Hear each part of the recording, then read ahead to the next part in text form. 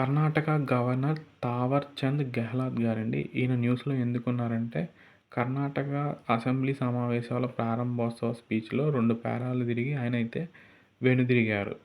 Article 153 నుంచి 167 వరకు part 6లో ఉన్న భాగాలైతే స్టేట్ ఎగ్జిక్యూటివ్ గురించి చెప్తాయండి. స్టేట్ ఎగ్జిక్యూటివ్ అంటే గవర్నరు, ఇంకా ఆ స్టేట్‌కి సంబంధించిన సీఎం, మినిస్టర్స్, ఇంకా అడ్వకేట్ జనరల్ అండి.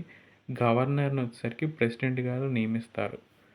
దక్షిణ అమెరికాలో కల్లా అత్యంత ఎత్తైన శిఖరం మౌంట్ ఏకాంగ్వాన్ అయితే స్పోర్ట్స్ అథారిటీ ఆఫ్ ఏపీకి ఎండీ అయినటువంటి ఎస్ భరణి గారైతే అధిరోహించారండి.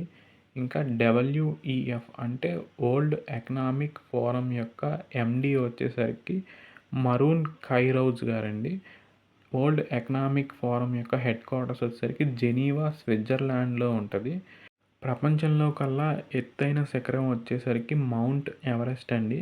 మౌంట్ ఎవరెస్ట్‌ని నేపాల్‌లో సాగరమాత అని, ఇంకా చైనాలో చెమోలంగ్మా అనే నేమ్‌తో అయితే పిలుస్తారు. ఇంకా తోడుబిట్టు నవంబర్ 26న మనం ప్రతి సంవత్సరం జాతీయ పాల దినోత్సవాన్ని అయితే జరుపుకుంటాం. ఫాదర్ ఆఫ్ వైట్ రెవల్యూషన్ అయినటువంటి వర్గీస్ కురియన్ గారి పుట్టినరోజు సందర్భంగా ఈ డేట్‌న మనం పాల దినోత్సవాన్ని జరుపుకుంటాం. ఇక నాలుగో bit global commitment to development index 2025.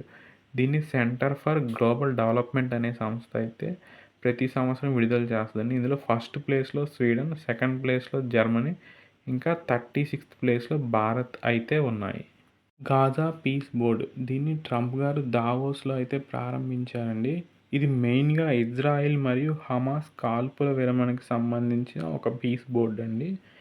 ప్రతి సంవత్సరం ఇండియాలో అయితే జనవరి 23న పరాక్రమ్ దివాస్‌గా జరుపుకుంటారు. ఎందుకంటే సుభాష్ చంద్రబోస్ జయంతి సందర్భంగా సుభాష్ చంద్రబోస్ ఆజాద్ హింద్ ఫౌజ్ అనే సైన్యాన్ని అయితే ప్రారంభించారు. ఇంకా బ్రిటిష్ గవర్నమెంట్‌కి ప్యారలల్ గవర్నమెంట్‌ని కూడా సుభాష్ చంద్రబోస్ గారు నడిపారు. 1897 23 జనవరిన ఒరిస్సాలోని కటాక్‌లో అయితే ఈయన జన్మించారు.